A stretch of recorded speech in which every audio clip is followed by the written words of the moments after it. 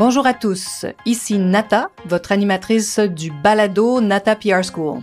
Vous êtes un entrepreneur ou un directeur de marketing et vous êtes sur le point de lancer un nouveau produit ou service?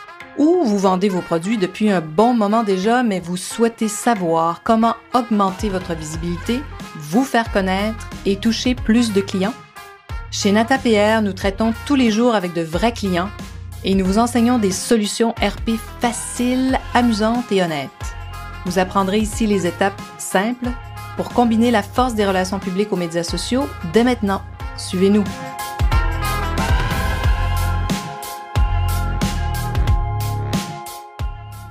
Bonjour et bienvenue à ce 11e épisode de la balado du podcast Nata PR School. Alors, on continue d'explorer le modèle Nata en 6 étapes pour créer une campagne de relations publiques à succès. Et aujourd'hui, on explore le 5e élément de ce modèle. Pour ceux qui nous ont déjà écoutés, qui ont écouté les épisodes précédents, vous savez que le modèle est un document que vous pouvez avoir parfaitement gratuitement en allant sur notre site natapr.com et vous allez le recevoir gratuitement en échange de votre courriel, bien sûr. En même temps, ça vous permet d'être inscrit sur nos listes et de pouvoir recevoir des informations sur nos webinaires gratuits, nos formations. Alors donc, on parle aujourd'hui du point 5 du modèle « Mesurer l'impact », la 5e étape. Il n'y a pas d'ordre précis, mais donc c'est une étape importante dans notre merveilleux modèle qu'on utilise vraiment tous les jours à l'agence. Et donc, pourquoi mesurer? Les relations publiques et les médias sociaux, c'est pas des sciences exactes. Ça peut sembler vraiment un peu inutile de mesurer les résultats à partir du nombre d'abonnés, de lecteurs et de fans. Et chez Nata, on a toujours un peu aussi une certaine réticence à donner des chiffres, surtout à faire des projections parce que c'est tellement complexe, dans le sens où il n'y a pas de produits pareils. Au moment où on va envoyer de l'information, il peut y avoir des élections américaines, la COVID peut battre son plein. Alors des fois, c'est un peu complexe de faire des prédictions. Mais c'est là où notre expertise entre en jeu parce qu'on a quand même développé nos propres méthodes, qui s'appuie justement sur des normes très élevées que d'autres agences utilisent aussi. Je vais vous en parler un peu plus loin. Et on a développé nos propres statistiques. Et puis finalement, on a assez d'expérience, surtout mon associé que je salue, David Tremblay, et moi, pour faire des prédictions qui sont souvent assez justes. On fait souvent des projections de résultats, c'est-à-dire combien d'articles on pense qu'on va générer, combien on pense qu'on parle en termes d'impressions. J'entrerai pas dans les détails aujourd'hui parce que c'est pas le but de l'opération, c'est plus de parler pourquoi mesurer et comment mesurer. Mais bon, des impressions, c'est très simple. C'est basé sur, finalement, les lecteurs, le lectorat d'un journal, d'une télé, d'une radio. Donc, même si cette partie de nos activités, qui s'appelle mesurer nos résultats, demeure tout le temps en constante évolution, surtout, entre autres, à cause du développement des médias sociaux, qui a quand même une influence très, très importante sur notre travail. C'est sûr c'est important de mesurer et on a aussi beaucoup apprivoisé cette partie de notre travail. Il faut savoir qu'à l'agence, en général, on n'a pas de budget pour acheter des espaces publicitaires. La nature de notre travail est d'obtenir des articles, des mentions, des entrevues sans échange monétaire parce qu'on a proposé une information intéressante à un influenceur, à un blogueur. Donc, il y a un échange. Parfois, bien sûr, nous, on a quand même la capacité, la possibilité d'offrir des produits parce qu'il faut bien que ces journalistes ou ces influenceurs qui parlent de produits style de vie, d'alcool ou de vin puissent tester le produit, n'est-ce pas? Mais bon, tout ça tend beaucoup à changer parce que, on parle d'argent pour des publicités ici. Les agences de publicité ont été les premières à payer nos amis influenceurs il y a déjà quelques années de ça. Et je me rappelle qu'au début, je me disais, si on commence à payer les influenceurs, nous, notre travail va être aussi un peu plus difficile parce qu'on leur demande de parler de nos produits sans qu'on les paye très souvent, encore même aujourd'hui. Mais bon, on a suivi la vague, on a continué notre travail, c'est-à-dire de proposer des informations intéressantes à nos amis influenceurs parce que, au fait, tout ça c'est un monde qui est en train de se réinventer. Et il faut savoir que beaucoup d'influenceurs aussi sont à la recherche de produits intéressants pour leurs lecteurs. Donc, ils ne veulent pas toujours être payés, même peut-être qu'ils voudraient toujours être payés, mais ça deviendrait leur contenu deviendrait peut-être aussi un peu très teinté par les entreprises qui achètent. Hein. C'est différent des fois quand on parle, comme vous vous en doutez, quand un influenceur parle d'un produit pour lequel il a été qu'on a payé pour qu'il parle de ça, bien c'est sûr que ça teinte son discours. Le texte va des fois être un peu différent parce que l'entreprise veut que l'influenceur utilise certaines expressions, certains termes qui parlent de certaines caractéristiques du produit. Alors, ça change un peu le ton et donc, c'est sûr que quelqu'un qui ne fait que parler de choses pour lesquelles il a été commandité, payé, bien, ça peut devenir assez ennuyeux, merci. Mais bon, ça nous arrive aussi à l'agence d'avoir des budgets pour travailler avec les influenceurs, hein, ce qu'on appelle, nous, un budget RP, un PR money. Ce que ça veut dire quand on parle de budget RP, ça veut dire que c'est un petit budget. On n'a pas les budgets,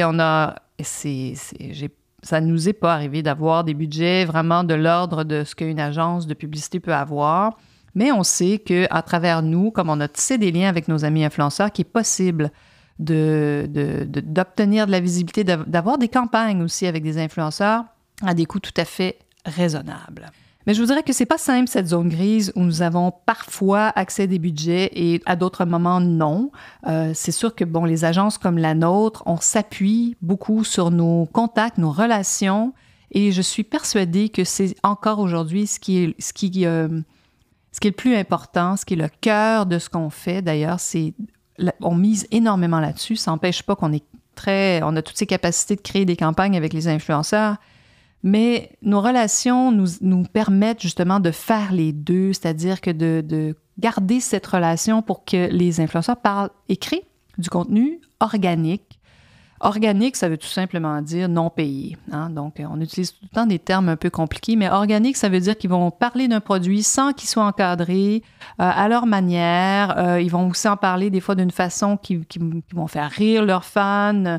Donc, eux, ils savent, ces influenceurs, ce qui intéresse leurs fans, ceux qui ont vraiment construit des communautés très engagées. Et comme je disais il y a quelques instants, on constate que de posséder ces relations-là, ça reste un atout majeur aujourd'hui. Pourquoi mesurer? Hein, pourquoi on mesure les résultats? Bien, parce que c'est l'essence même du marketing que de contribuer à la croissance d'une entreprise.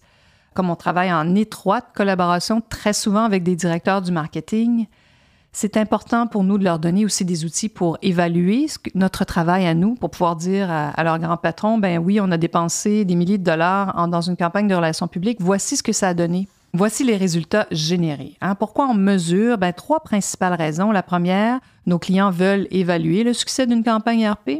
La deuxième raison, c'est on veut bien sûr en mesurer l'impact. Donc, on mesure l'impact comment?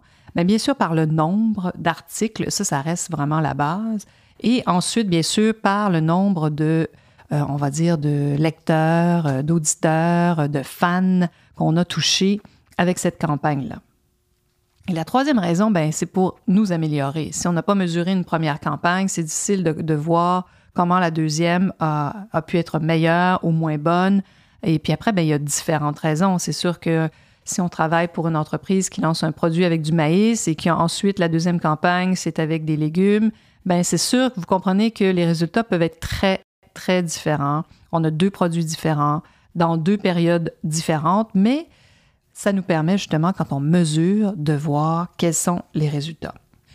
Comment mesurons-nous ces résultats? Bien, au fait, il y a plusieurs années, plus de 10 ans certainement, beaucoup d'agences de relations publiques ont voulu créer un système qui permet de comparer notre travail à ce qu'une campagne de publicité peut générer. Souvent, les campagnes de publicité vont être basées sur, justement, il y a eu tant d'auditeurs, hein, une campagne radio, une campagne télé, de journaux, même avec des influenceurs. Voici combien de personnes, le potentiel de personnes rejointes.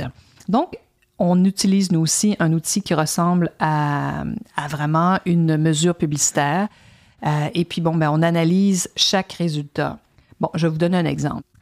Il fut un temps où on analysait les résultats de façon très différente et j'ai vu aussi dans certains pays que cette analyse se fait aussi encore comme on le faisait, nous, il y a peut-être 20 ans. C'est-à-dire qu'on avait, par exemple, un article dans un journal et on mesurait l'espace qu'occupait notre article et on regardait dans le Media Kit, donc dans la liste des publicités, donc les prix de publicité, par exemple, un quart de page équivalait à 3 000 $. Donc, on écrivait dans notre rapport qu'on avait eu l'équivalent d'une valeur de 3 000 $ pour un article. Et puis après, il y avait toutes sortes d'écoles de pensée. On multipliait parfois par 3 la valeur, donc 9 000 $, ou même des fois par 10. J'ai vu des pays qui multipliaient ces articles par 10. C'est sûr que quand on faisait la une, vous comprenez que ça a beaucoup plus de valeur qu'un article à la 55e page d'un magazine. Quand on était sur la couverture, ça avait une plus grande valeur. Mais bon, bref, tout ça, pourquoi cette façon d'analyser? Parce que on donnait de la valeur à un article qui n'avait pas été payé, parce qu'il a été écrit par un expert, un journaliste, donc donnant beaucoup de crédibilité au produit.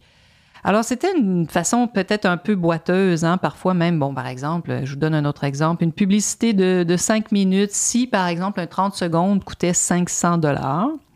Donc, évidemment, on a une publicité qui dure 5 minutes, donc on a 10 fois les 30 secondes, donc 10 fois 500, la valeur de cette publicité-là est de 5 000 $. Mais bon, si nous, on a eu un journaliste qui, dans une entrevue télé, a présenté notre produit et en a parlé pendant 5 minutes, on disait que cette valeur était de 5 000 $, peut-être multiplié par 3, donc jusqu'à 15 000 $, parce que plus grande valeur, puisque c'est un expert qui en parle. Donc, c'était vraiment une analyse un peu boiteuse, je dirais. Avec le temps, je préfère ce qu'on utilise comme outil à l'agence. Nous sommes abonnés à des services comme PEM, point d'évaluation média. Vous avez peut-être entendu aussi MRP en anglais, Media Rating Points.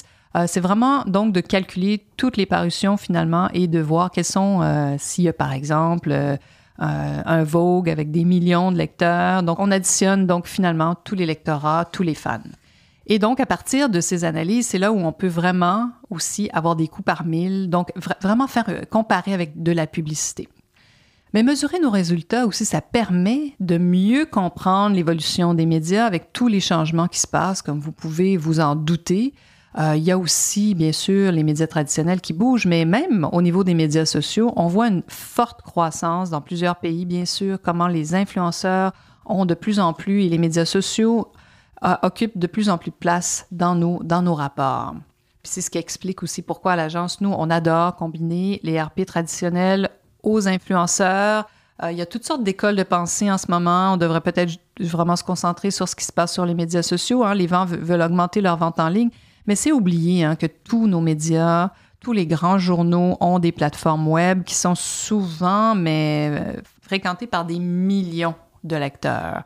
Alors donc, pourquoi pas utiliser les deux? Si vous travaillez avec une agence de relations publiques, assurez-vous qu'elle peut combiner, faire deux stratégies, mais parallèles, de médias traditionnels et de médias sociaux. Vous allez avoir des résultats beaucoup plus importants. Mais bon, ça, c'est un autre sujet dont on peut bien sûr parler dans un autre podcast, mais ce que je voulais vraiment aborder, c'est pourquoi on mesure, qui est le point 5.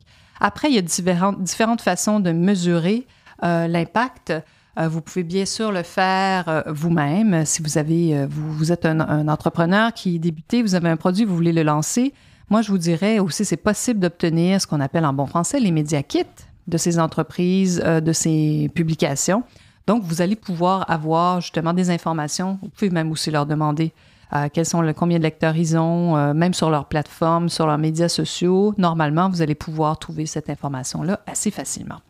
Alors, pourquoi on mesure? 3 bonnes raisons. La première raison, bien sûr, c'est pour que nos clients, entre autres à l'agence, puissent mesurer, voir quel a été l'impact, le résultat. Est-ce un succès ou pas? Ensuite, pour pouvoir, bien sûr, comparer et puis, bien sûr, s'améliorer. Donc, ça, c'est vraiment la 3e raison. Alors voilà, donc mesurer nos résultats, extrêmement important, ça change tout. Et si vous avez des questions, n'hésitez pas, vous pouvez bien sûr me joindre, vous savez où me trouver. Et puis, on va poursuivre nos échanges et je vais continuer aussi de parler de ce qu'on fait à l'agence. Suivez-nous, inscrivez-vous sur nos listes, on a des webinaires gratuits, on a aussi des cohortes qui vont commencer bientôt. Alors, vraiment, on fait un travail très en profondeur. Donc, si vous avez envie vraiment de pousser plus loin, de développer vos outils aussi. Vous avez besoin de développer votre calendrier annuel de lancement de produits, des communiqués n'hésitez pas à nous contacter, ça va nous faire plaisir. Alors merci de nous écouter et à la semaine prochaine. Vous êtes curieux et souhaitez en savoir plus sur comment implanter des stratégies de relations publiques? Rendez-vous sur natapierre.com et inscrivez-vous sur notre liste. Vous recevrez le modèle NataPR pour créer une campagne RP réussie. Et si vous souhaitez devenir client, contactez-nous à nata@natapierre.com. Nous attendons vos commentaires. À la semaine prochaine!